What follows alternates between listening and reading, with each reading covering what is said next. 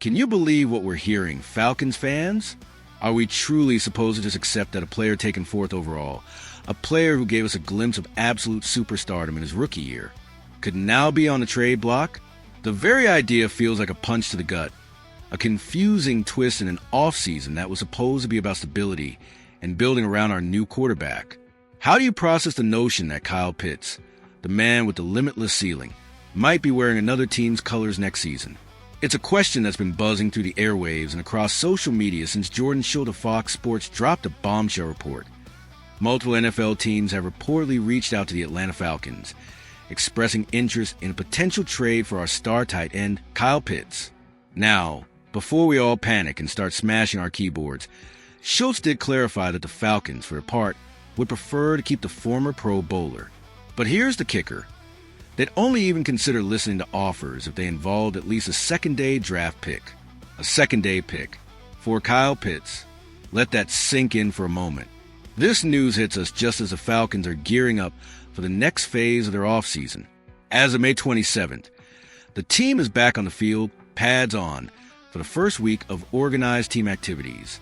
It's the second year under head coach Raheem Morris, a fresh start after another 8-9 campaign in 2024, marking the 7th consecutive season without a playoff berth.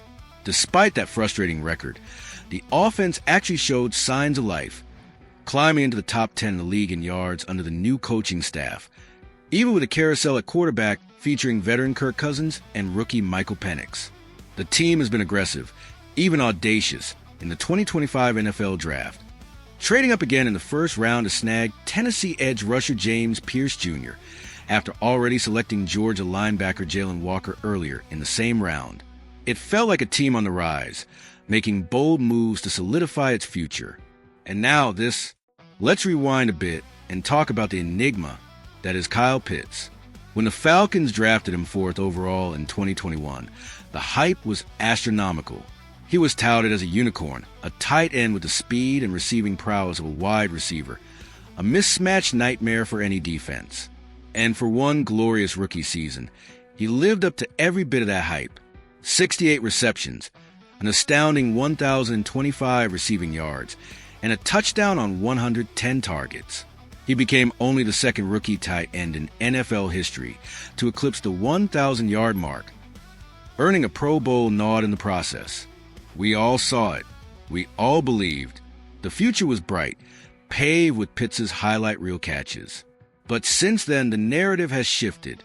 He hasn't been able to replicate those eye-popping receiving and yardage totals. While he did manage a career-high 4 touchdowns in 2024, the overall production hasn't matched the expectations set by his draft position or his phenomenal debut. Injuries have played a role, and the inconsistent quarterback play the Falcons have endured certainly hasn't helped. It's a classic chicken or the egg scenario. Is Pitts underperforming, or has the situation around him stifled his potential? The Falcons, for their part, have continued to show faith, at least publicly. They exercised a 5th-year option on Pitts' contract last offseason, securing his services through the 2025 season. This means he's set to carry a cap hit of just under $10.9 million this year.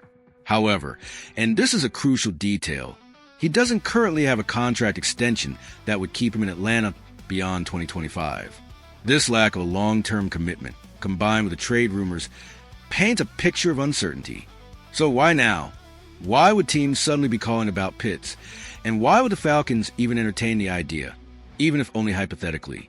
For other teams, the appeal is obvious. They see a generational talent who, despite recent struggles, still possesses elite physical tools and a high ceiling. A change of scenery, a different offensive scheme, or a more established quarterback could unlock that Pro Bowl potential once again. For the Falcons, the calculus is more complex. Is this a strategic move by General Manager Terry Fontenot to gauge Pitts' market value? Is it a sign that the new coaching staff, under Raheem Morris, might not see Pitts as an indispensable piece of their long-term puzzle, especially if they believe they can get significant draft capital in return? A second-day pick, depending on where it falls, could be a high second-rounder or an early third, which is still a valuable asset for a team looking to rebuild or retool. The aggressive draft strategy this year, moving up for both Jalen Walker and James Pierce Jr., shows a clear desire to acquire impact players. Could trading Pitts be another way to accelerate that process? Perhaps by targeting another position of need or accumulating more picks for future drafts. It's a cold, hard business decision, but one that could be on the table. And what about the impact on Kirk Cousins and Michael Penix? You just brought in a veteran quarterback to stabilize the offense, and you drafted a potential franchise quarterback for the future. Does it make sense to potentially remove one of your most talented receiving weapons when you're trying to establish chemistry and build a cohesive offensive unit? Cousins thrives with reliable targets, and Pitts, even with his inconsistencies, is still a major threat. For Penix, developing with elite talent around him would be invaluable. Trading Pitts would send a very different message than the one the Falcons have been projecting all offseason. Ultimately, this report throws a massive wrench into the perceived stability of the Falcons' offseason.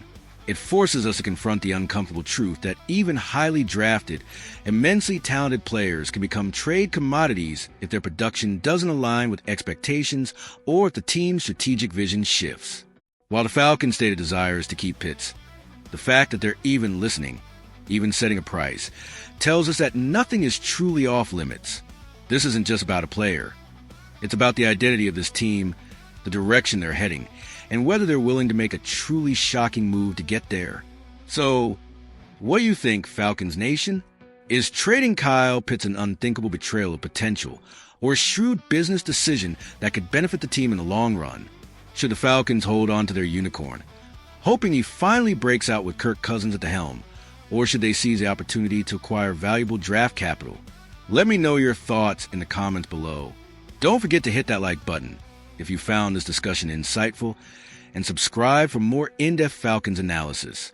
Your engagement fuels this channel, and I can't wait to read your takes on this truly wild development.